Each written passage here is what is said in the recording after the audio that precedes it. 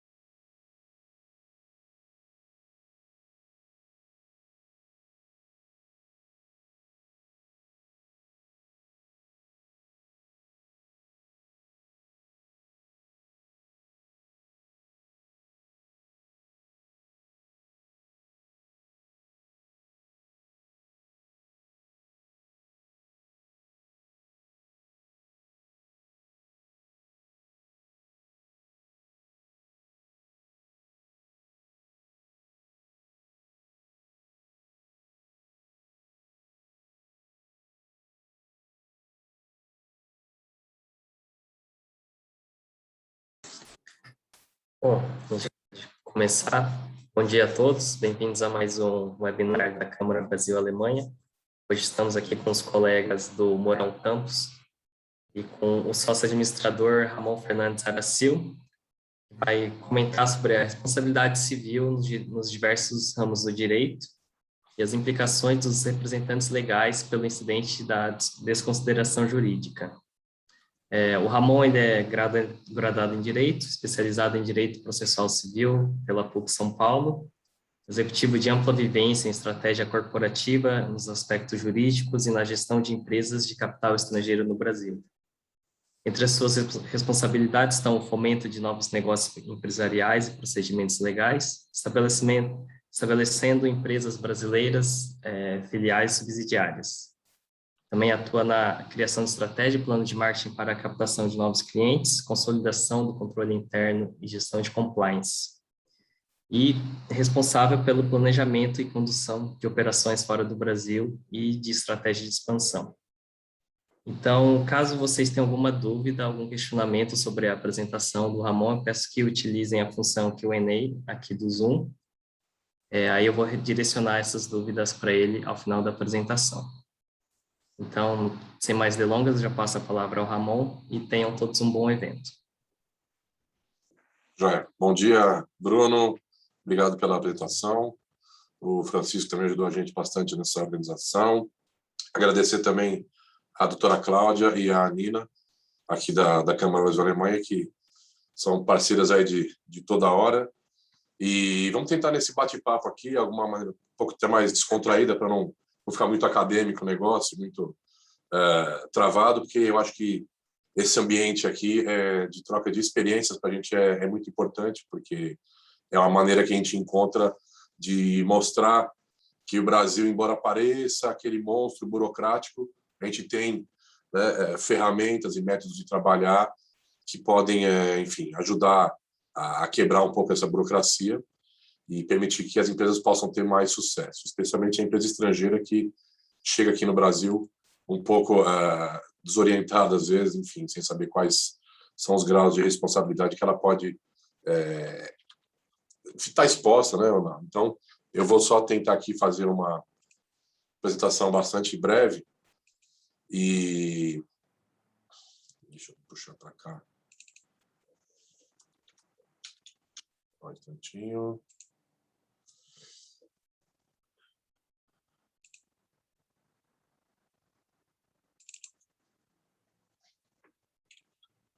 Não sei se vocês estão vendo, Bruno, a entrada do meu PowerPoint. Agora sim, está meio lento. Pronto. Então, a gente vai falar, em gênero, sobre responsabilidade civil. Para depois chegar nessa conexão da responsabilidade com a rotina de administradores e diretores de empresas no Brasil e, claro, especialmente dos administradores e diretores de empresas estrangeiras do Brasil. Então, A gente pode falar sobre responsabilidade civil em diversos ramos do direito.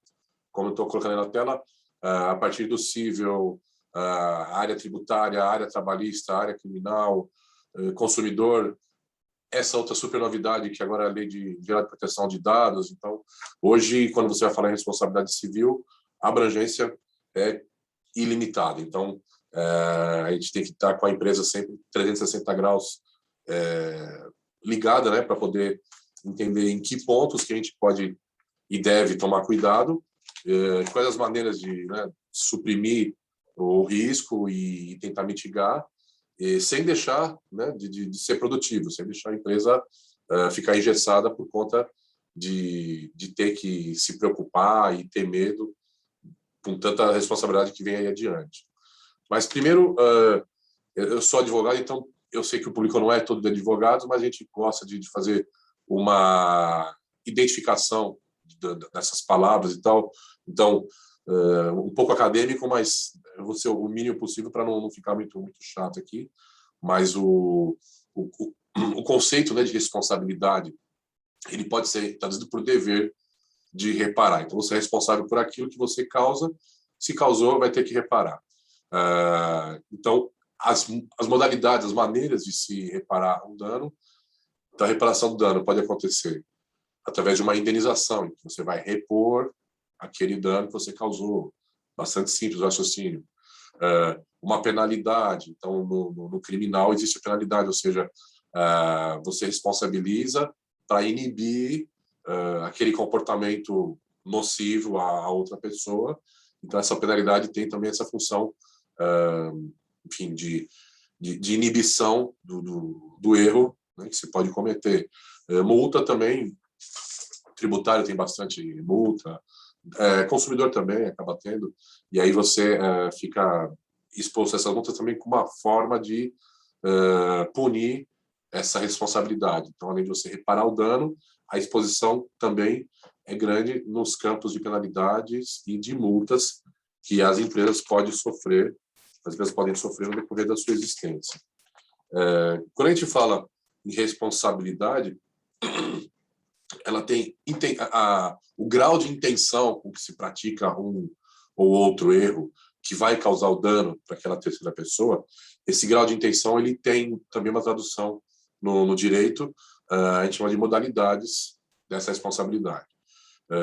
O primeiro é o mais conhecido, que é o dolo. Então, você tem dolo, quer dizer, a intenção é clara, o cara quis realmente causar aquele resultado, era o desejo de se fazer sim um resultado ruim para outra pessoa, o propósito foi esse mesmo, atingir esse terceiro. Então, nesse caso, não tem dúvida.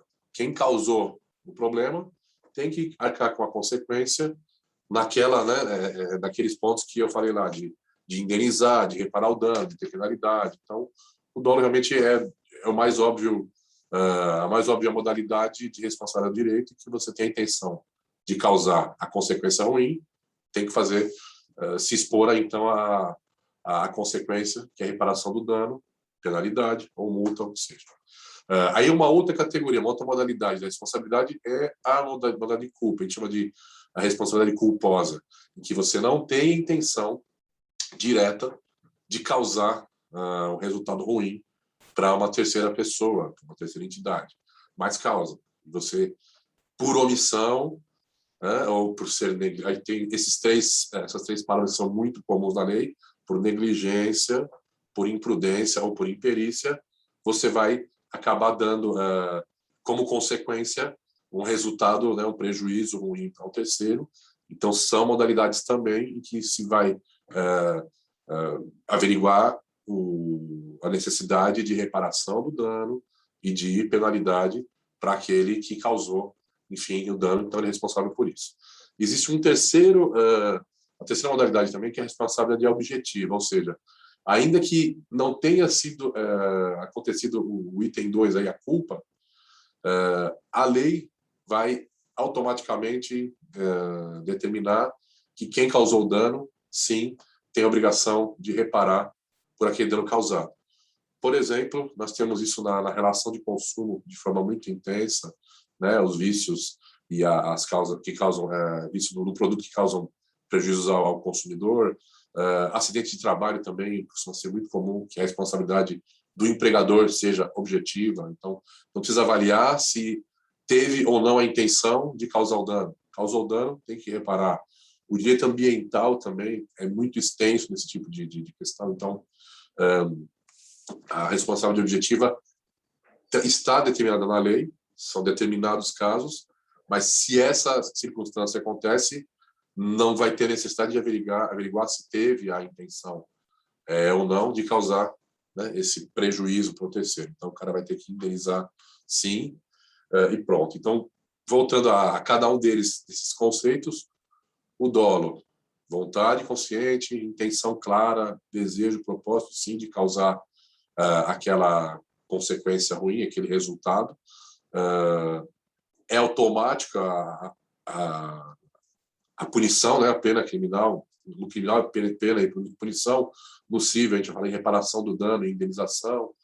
Aí pode até estender mais, vamos falar no tributário em multa, em outras penalidades. Então, o dolo vai ter sempre a consequência de condenação, sim, de responsabilização, sim, para que seja reparado o dano que se causou ao terceiro. Na culpa, como eu falei, tem essas três palavrinhas que vão definir se houve a culpa ou não, ou seja, causou o resultado sem intenção, mas porque não tomou 3 tipos de cuidados, é o momento em que se configura a culpa punível, a culpa em que se responsabiliza civilmente alguém por causar uma consequência ruim. Então, são elas aí a negligência. Então, o empresário atuar sem se preocupar muito e não observar, enfim, o mínimo de sua responsabilidade. A imprudência também, né, que arrisca demais, enfim, vai comprar um produto de matéria-prima de qualidade muito baixa, e aí a qualidade do teu produto vai ficar aí um pouco, né, obviamente vai causar um prejuízo para o consumidor. E até a imperícia, ou seja, você não tem a especialidade de tratar com aquele assunto, com aquele tema, e se arrisca a produzir sem contar com o terceiro que tenha perícia naquilo. Então, nesses três circunstâncias, você vai acabar se expondo, sim, numa forma de responsabilidade civil. Depois, a objetiva é por lei, como eu comentei, no direito ambiental, direito do consumidor e no trabalhista também. Existe literalmente na lei já circunstâncias em que você automaticamente se responsabiliza por indenizar e reparar o dano se ocorrerem prejuízos, né, para o meio ambiente, para um consumidor que comprou o seu produto ou o seu serviço.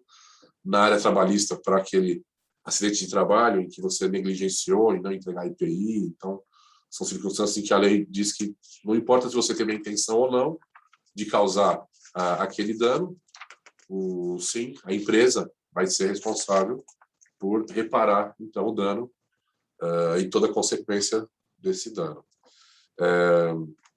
Aí a gente traz um pouco para o ambiente de negócio, né, que interessa aqui para a gente aqui na Câmara Brasil-Alemanha, que é o quê? O investidor estrangeiro vem para o Brasil e quer montar o seu negócio com uma estrutura em que a responsabilidade seja limitada, em que a responsabilidade seja previsível e que ele não fique exposto, como investidor, de consequências ruins que aquele negócio possa gerar. Isso é ok dentro da lei aqui no Brasil e em outros lugares do mundo também. Então, a responsabilidade da pessoa jurídica ela deve ser arcada somente pela pessoa jurídica. Então, aquilo que a empresa causa, somente a empresa que tem que fazer o pagamento, a indenização, reparar o dano. Então, esses conceitos aí acadêmicos do direito que eu tentei trazer, eles vão ser respondidos pela empresa, pela pessoa jurídica, né? Pelo patrimônio dessa empresa, enfim, vai ser custeado por ela. Então, aí a responsabilidade limitada de uma empresa é aquela em que há reparação entre o patrimônio da empresa e dos seus sócios. A separação entre o patrimônio da empresa e do sócio. Então, o sócio está isolado, ou seja, o investidor estrangeiro está isolado desse problema no Brasil e significa que a empresa, com o seu capital social, com o seu patrimônio, vai arcar com qualquer tipo de responsabilidade em que essa pessoa jurídica possa incorrer.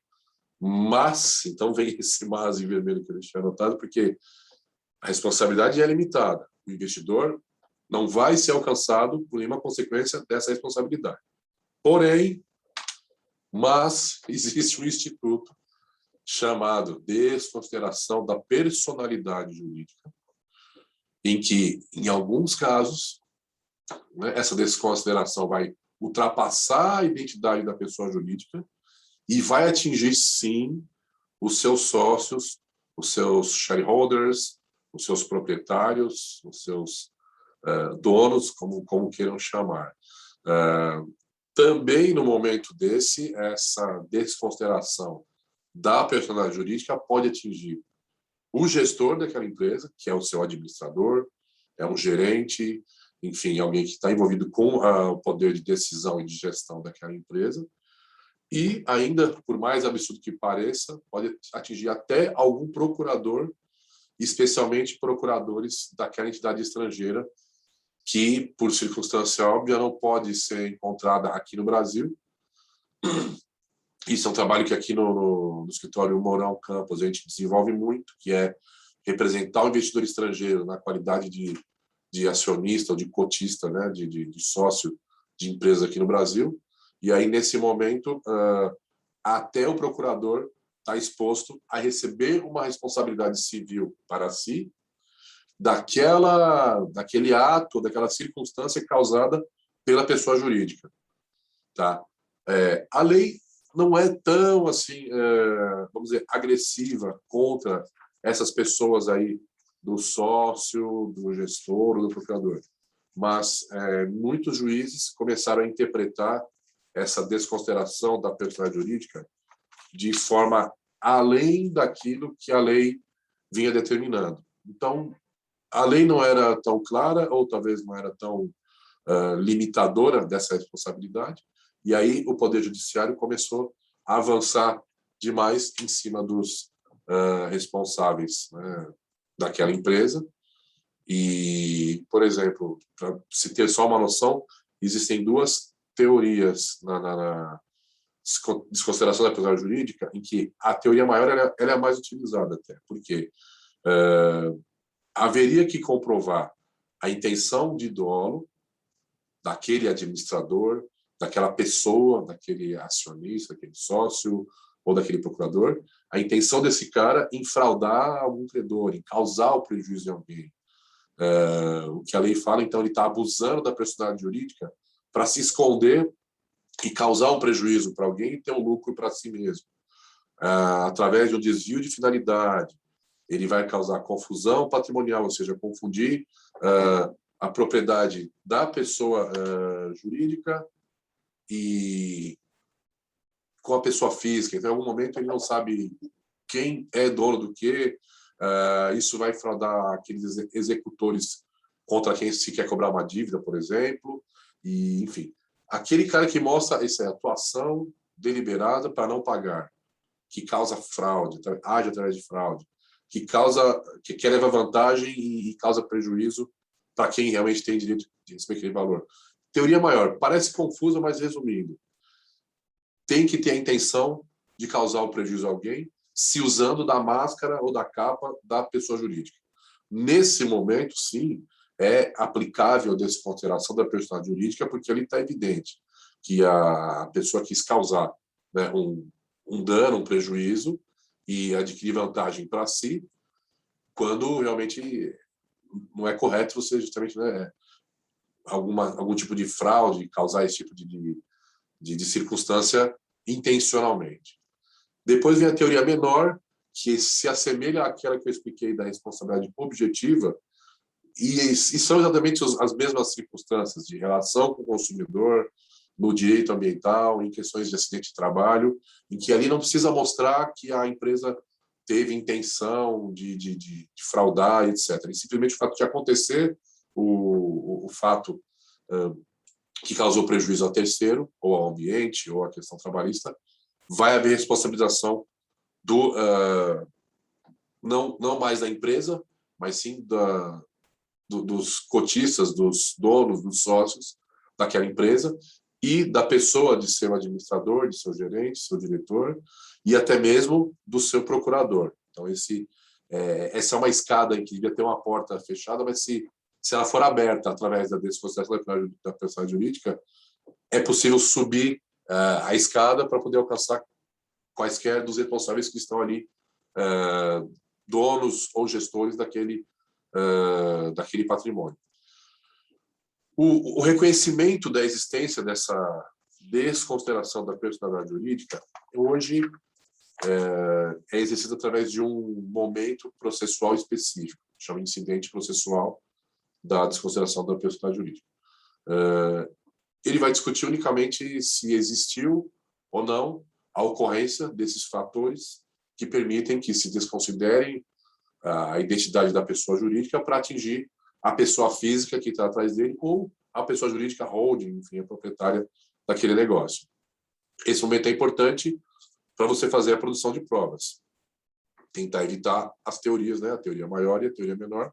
Ou seja, comprovar que aquele diretor ou aquele sócio ou aquele procurador não agiu em nenhum momento com intenção de causar prejuízo, com a intenção de fraudar, com a intenção de realmente, de forma deliberada, ter lucro em detrimento de prejuízo de terceiros. Então, esse momento é bastante sensível e importante, e por isso ele está hoje destacado como um momento processual separado do processo principal, já na via judicial, porque realmente, nesse momento, ele passa a mudar totalmente a figura, em que a empresa ia pagar com o seu próprio patrimônio, e se for reconhecida a desconsideração da personalidade jurídica, a empresa já não precisa mais ter só o seu patrimônio, e sim o patrimônio de seus sócios, de seus administradores, podem ser também usados para pagamento dessa reparação do dano, dessa cobrança, enfim, desse valor que vai ter que ser devido.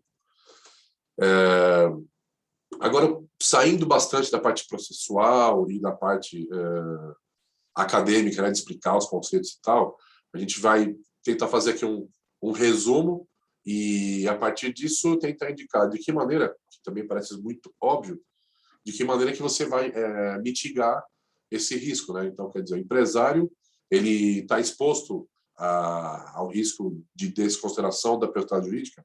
Está exposto, sim. Mas ele tem que saber que sempre isso vai acontecer se houver uma discussão judicial. Então, não é algo assim automático que tudo que eu fizer como empresário, tudo que a minha empresa fizer, eu como investidor vou estar exposto a pagar essa conta toda? Não. Então, só vai ser o Poder Judiciário que vai poder reconhecer e dizer se existe essa quebra da casca da pessoa jurídica para atingir quem está na gestão da empresa ou seus cotistas, seus sócios. Quem vai dizer é o Poder Judiciário. Por isso, então, o comportamento empresarial de você fazer prova documental como prevenção o tempo todo. Então, o que é sempre muito óbvio, a gente tem que ter a lição de casa bem feita. Então, toda atividade da empresa, se está bem documentada, se tem os registros, e você tem como comprovar o que aconteceu e por que aconteceu, claro que vai te dar um suporte muito melhor quando essa discussão judicial aparecer na sua frente. Como é que se faz essa prova de prevenção, etc.? Com uma rotina constantemente diligente. Compliance e governança corporativa. São conceitos também que quase que infinitos, né? Você fala em compliance, você pode... Vamos passar aqui, acho que uns 3 dias falando sobre, e o assunto não vai ser esgotado, porque são medidas de se adotar comportamentos constantes, de treinamentos efetivos, comunicação com a sua equipe, com o seu cliente, com o seu provedor. Então, toda a tua cadeia de produção tem que estar conversando sobre evitar problemas, evitar, né, qualquer consequência ruim. E isso tem que estar documentado, porque se você tiver que responder em juízo, você tem que dizer, juiz, eu não agi daquelas 3 maneiras que eu falei no começo. Não agi com negligência, nem com imprudência, nem com imperícia. Está aqui como é que era a minha rotina. Eu tenho essa documentação, enfim, para poder comprovar. E justamente isso, a mitigação da contingência e do risco traz como solução o uso correto, né, de ferramentas como compliance, governança corporativa, registro documental da cadeia de poderes de tomar decisões. Isso quer dizer o quê? Eu tenho um diretor ali na empresa que responde somente para os acionistas, somente para o investidor estrangeiro. Então, ele é um gerente daqui que toma decisões, mas em conjunto enfim, com quem dá as ordens da empresa, que são ali os investidores. E esse tipo de comunicação, quanto mais documentado tiver, melhor, porque eu sou administrador, por exemplo, estou seguindo a instrução dos investidores da empresa e eu tenho que comprovar que eu segui essa instrução. Eu não tomei a decisão sozinho.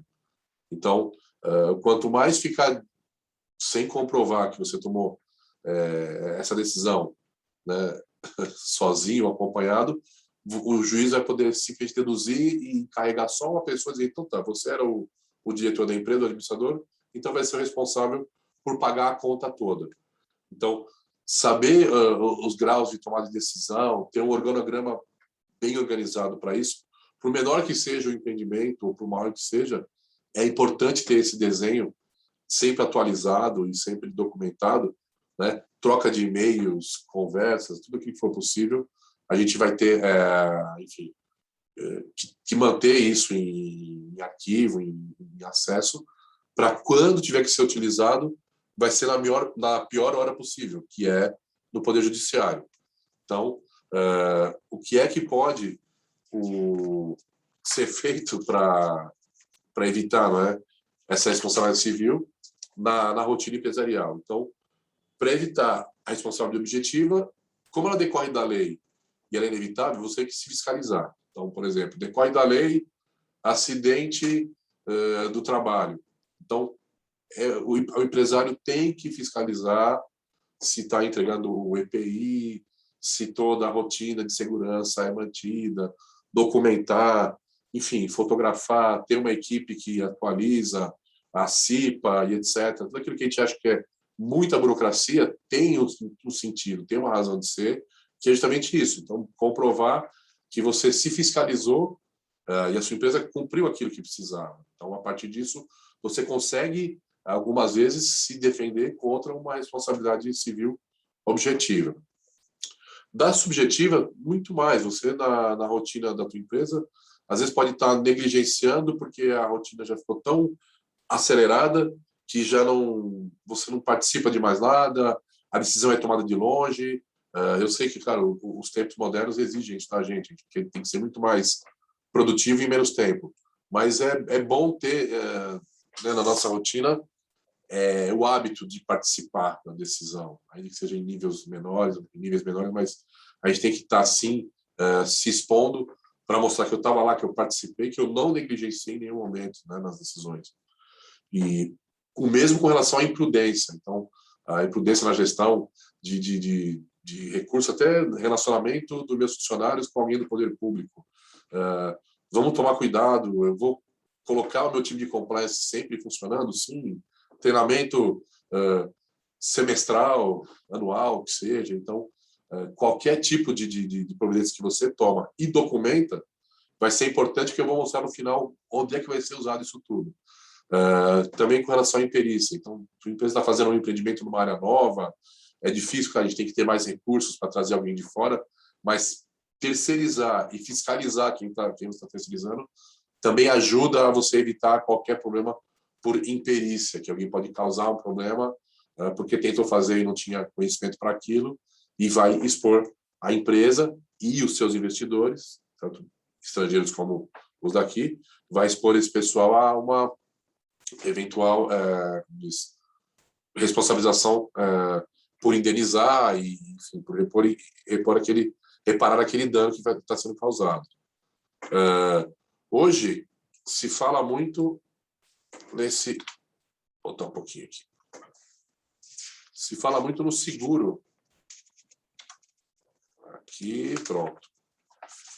O seguro de diretores e administradores, que a gente chama de D&O, Directors and Officers, nome complicado, mas que aqui no Brasil eu tenho a impressão, e convivo muito com essa rotina, tenho a impressão que o seguro D&O ainda não tem uma eficácia muito interessante do ponto de vista do diretor de uma empresa, ou do administrador, ou gerente, poder ficar tranquilo que nada vai acontecer contra ele, já que o seguro está ali para poder cobrir qualquer problema.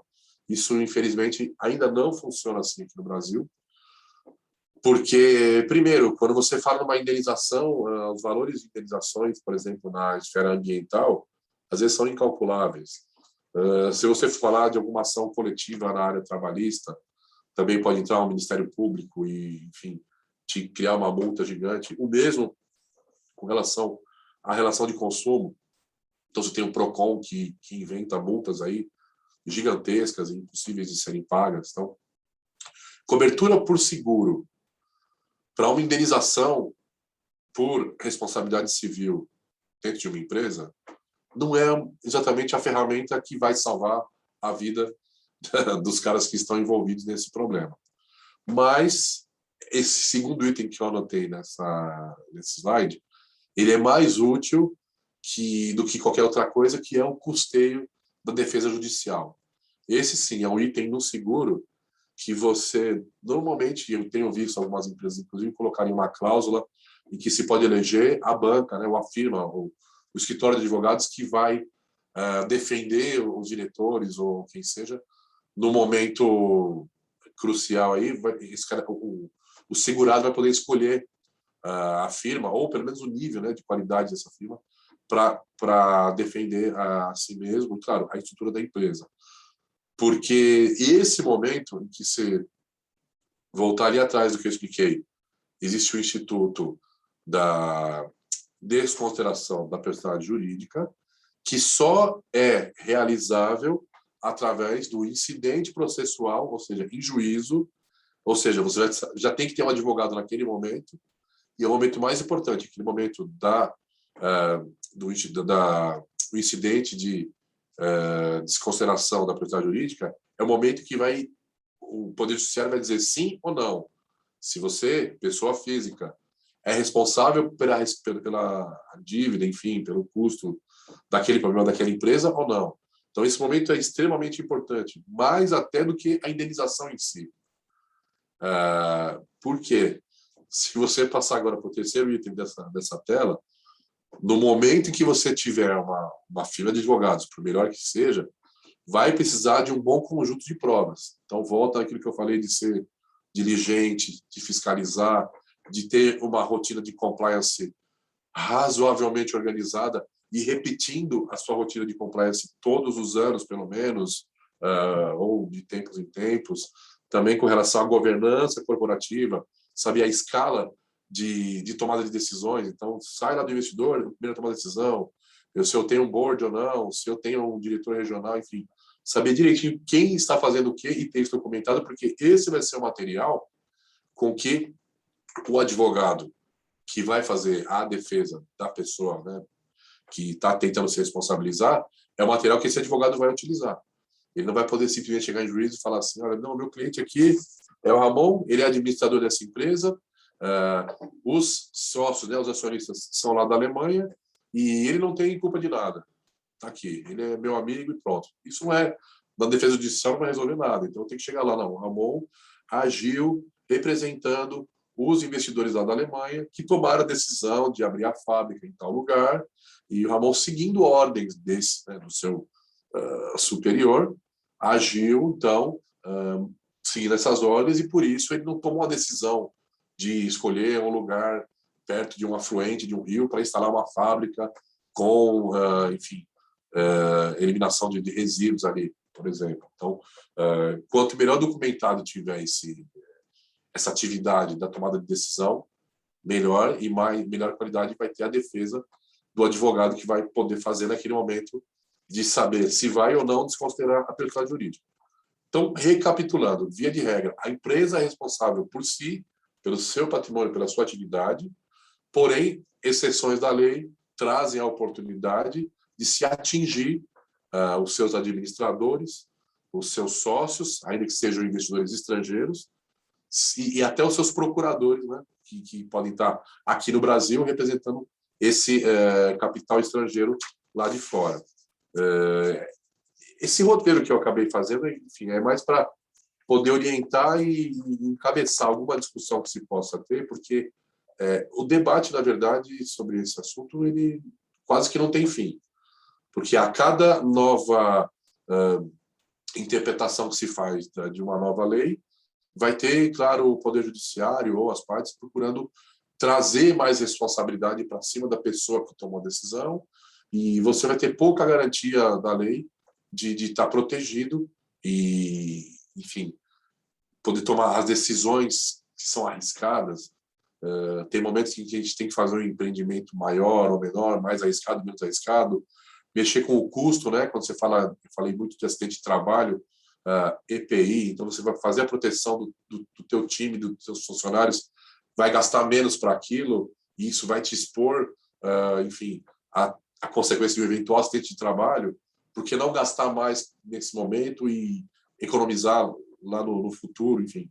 São temas e decisões que, na dinâmica do negócio, você pode ter aí 1000 respostas diferentes, mas os conselhos que eu costumo trazer para clientes nossos, e aliás, eu tomo esses conselhos para mim mesmo e meu time aqui do escritório, são justamente por experiência que a gente adquiriu no mercado. Só para vocês entenderem, o Mourão Campos é um escritório de advogados, a gente trabalha somente representando entidades estrangeiras aqui no Brasil que montam os seus negócios por aqui. Então, eu e meus sócios, a gente acaba atuando como você que é procurador, como administrador diretor, como conselheiro, às vezes como liquidante, que a empresa vai embora do Brasil, mas tem que encerrar os negócios por aqui.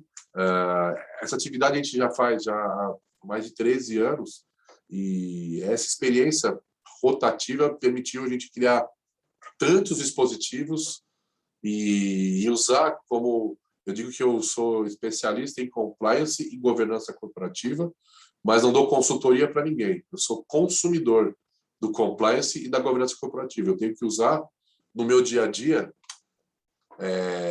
esse tipo de ferramenta. Para quê? Para dizer que tudo que eu estou fazendo em nome do meu cliente, do investidor que está aqui no Brasil, tudo que eu fizer, eu estou fazendo por instrução, por ordem, por decisão deles. E, óbvio, também como eu tenho alguma experiência e como advogado, eu vou saber que aquela decisão que ele tomou não é nada absurda do ponto de vista da executabilidade, né? Então, quer dizer, eu não vou dizer para o cara, se eu vejo que ele está tomando a decisão errada de economizar muito em EPI, eu vou ser o primeiro a dizer, olha, eu não vou assinar isso aqui, não. Ó, Dom, eu preciso que você ofereça para o teu time aqui uma qualidade maior de proteção, senão a exposição, né, a um eventual acidente de trabalho ela é imediata. Então, o bom senso que se tem para usar nunca se deve descartar, então a gente tem que estar sempre preparado para esse tipo de circunstância. Então, mais um resumo, mais uma vez, toda atividade empresarial é dinâmica, é rápida, tem que ser veloz, o tempo realmente, com o tempo você ganha muito mais dos competidores, ou a empresa tem sucesso e evolui, mas essa velocidade não pode atrapalhar a gente de ter uma organização mediana, razoável, para documentar o exercício do compliance, por menor que seja a tua estrutura, e o exercício das regras de governança.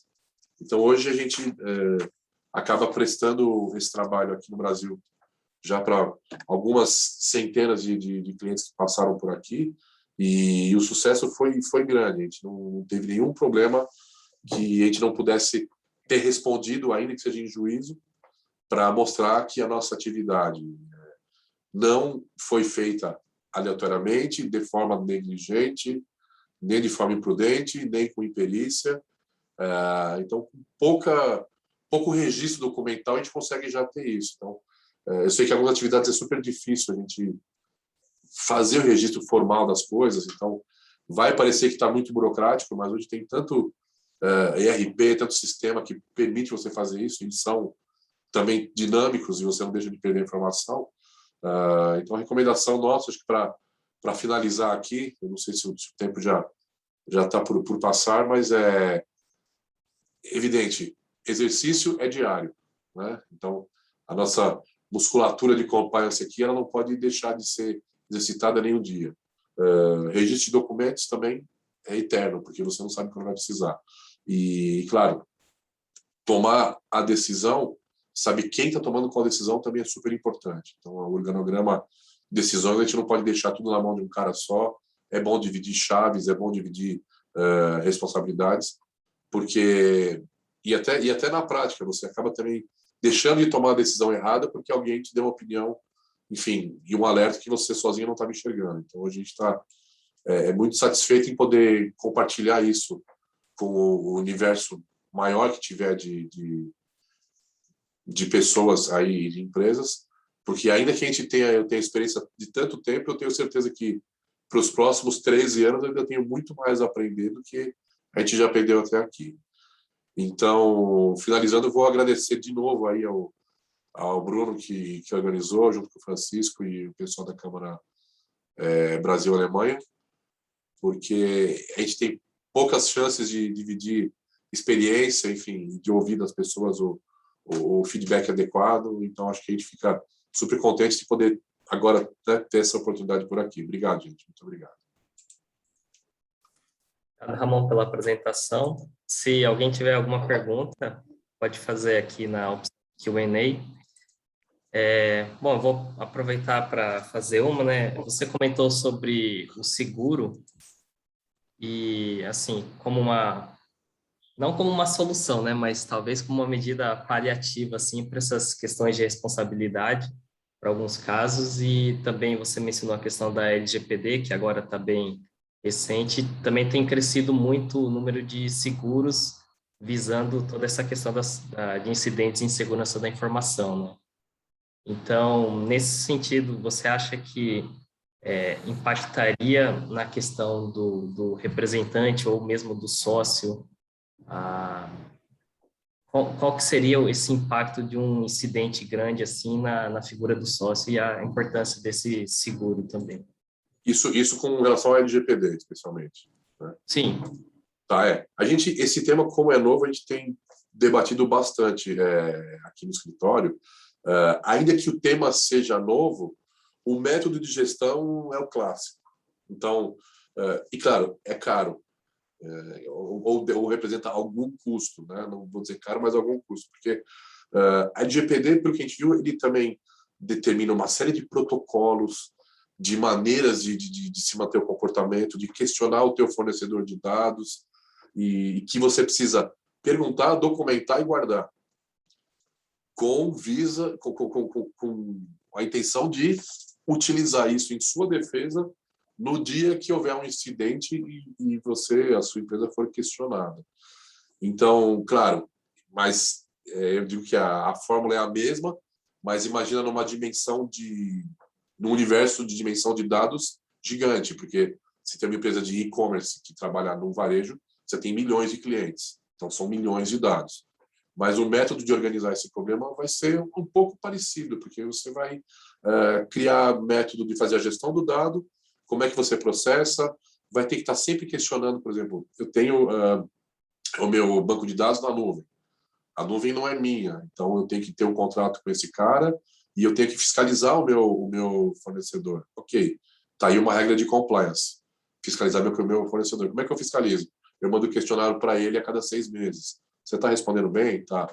Posso até ter no meu contato com ele algum tipo de visita surpresa, sei lá, né, que a gente pode criar num ambiente aí de fiscalização. Então, importantíssimo é trabalhar na prevenção. Então, o momento da LGPD é um momento de um assunto novo. Até seguros talvez não estão ainda muito familiarizados com isso. Também nós tão pouco, porque é novo para todo mundo o tema. Mas eu tenho essa impressão de que o máximo que você puder se precaver, guardando documentalmente os seus processos, né? Então, como é que você agiu na implementação desse procedimento, daquele outro, é material que você tem para discutir depois, se for no judiciário, ou talvez para a LGPD vai ter uma agência ainda que vai ter a parte administrativa dessa discussão, mas que o comportamento é compliance acima de tudo, eu não tenho a menor dúvida, né? Então tem que documentar dessa forma, que a gente costuma ver por aí. legal. Chegou uma pergunta do Marco Junqueira. em que pesem as balizas legais para a desconsideração da personalidade jurídica sejam rígidas, o que acaba valendo no fim do dia a interpretação dos tribunais. Na sua experiência, como vem sendo a interpretação dos tribunais, especialmente o trabalhista? A gente ficou muito à mercê da interpretação dos tribunais antes de se implementar o incidente processual específico.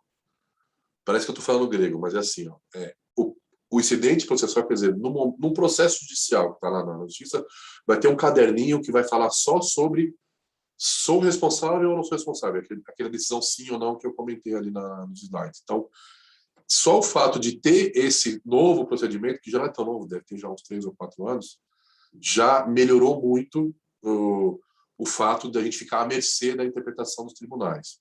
Tá? Mas eu acompanhei muita coisa em primeira instância, em que os juízes têm uma montanha-russa de decisões, ou seja, algumas favoráveis no automático, outras contra. Os tribunais deram uma boa limpada nesse tipo de critério. Trabalhista também, por incrível que pareça, a gente tem um pouco de preconceito do trabalhista, que acaba passando um pouco da ordem processual, que deveria ser do processo civil, mas enfim, eles usam a sua mercê esse tipo de questão. Mas eu vi pouquíssimas vezes chegar até o final uma decisão que não siga a regra direitinho da desconsideração da propriedade jurídica. Tá? Isso chegou poucas vezes até em Brasília, porque a aplicação da lei é bastante estrita, bastante clara.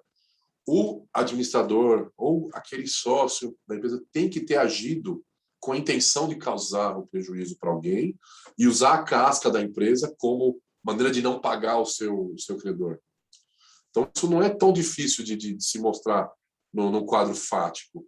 Embora alguns juízes façam assim, não, dá o nome do cara, eu vou meter a caneta e vou fazer a penhora online de quem eu ver pela frente. Teve penhora online, eu vi um monte, teve carro bloqueado no Detran, mas foram decisões que foram reformadas no tribunal. Então, quer dizer, teve uma escala de juízes acima que conseguiu enxergar que ele tem que aplicar a lei, que a lei não está para expor o empresário. A lei está para garantir que um mau empresário faça uso da empresa em prejuízo dos outros. Então, essa diferença ela não é tão difícil de se enxergar. Por isso que eu fiz esse comentário bastante repetido. Tem que tentar documentar todo aquele seu comportamento, para você mostrar que não teve nenhuma atitude da empresa com intenção de prejudicar o terceiro. Tem empresa que não vai bem nas pernas e acaba quebrando. Tudo bem, faz. Esse empresário é protegido até pela lei da falência e tal, e a concorrência entre os credores daquilo tem a sua regra. Então, porque eu não tive sucesso no meu negócio, não quer dizer que eu sou um mau empresário. O que eu falo não é mau empresário, eu falo empresário do mal, é aquele que vai fazer a empresa para criar, né, um produto ruim para pôr no mercado, ganhar um dinheiro rápido, dar um golpe e sumir. Esse é o cara que a lei persegue através da desconsideração da propriedade jurídica. Esse é a figura que a lei foi criada para combater. Então, o judiciário tem que enxergar isso. Então, agradecendo aí ao Marco Antônio, né, que fez essa pergunta bastante oportuna, saber que a gente tem que estar bem documentado e bem organizado, porque quanto mais você mostra isso no judiciário, a jurisprudência a favor da empresa vai melhorando, porque o que eu falei, o empresário que não foi muito bem é uma coisa, agora o empresário do mal, esse tem que ser combatido, claro, a gente não tem como, né, bater palma para um cara que vai para o mercado fazer uma dessa, se expor tanto assim a empresa e não é razoável. Legal. Aqui chegou uma pergunta do Alan também, mas eu vi que ela é bem específica de um caso particular, e depois eu encaminho para você, Ramon, aí você... E, por favor, por e-mail. Faltar isso aí também. Sim. E, Francisco, eu agradeço se você puder já lançar a avaliação do evento, do nosso controle. E... Peraí, que chegou uma pergunta aqui. Bom, do Francisco Luzzi, em casos tributários em que a responsabilidade do diretor fica caracterizada em processo administrativo e seu nome passa a constar em certidão de vida ativa, é possível suscitar a necessidade de cumprimento dos trâmites da desconsideração no momento da execução? Sim, eu até diria mais para o Francisco, pergunta bastante interessante. Eu até suscitaria no processo administrativo, porque hoje eu não sei como é que estão os regimentos internos né, das secretarias aí de fazenda, etc.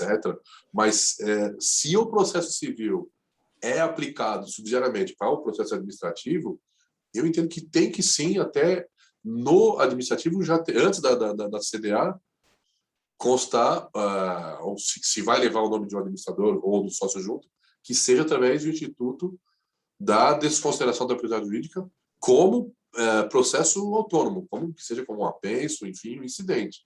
Mas eu acho que sim, tem que ser, porque o devedor que vai se criar um devedor, que é a pessoa física, tem que ser chamado, que se está falando em contraditório ou para defesa, seja no administrativo, seja no judicial, tá? Constituição Federal, não tem nem o que ligar. Eu iria a mais além. Então, não só na execução, como até antes, processo administrativo, incidente de desconsideração jurídica específico. Eu entendo que vale comprar essa briga, sim. Eu não sei, eu não trabalho no tributário diretamente, mas consigo entender que não é complicado tentar cavar esse caminho que vai...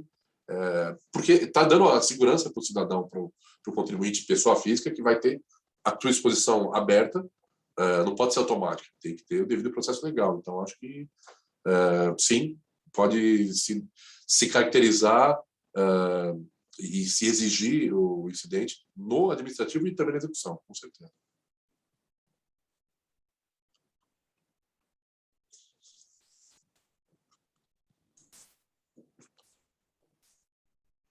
Bom, a gente já vai encaminhando, então, para o final do webinar.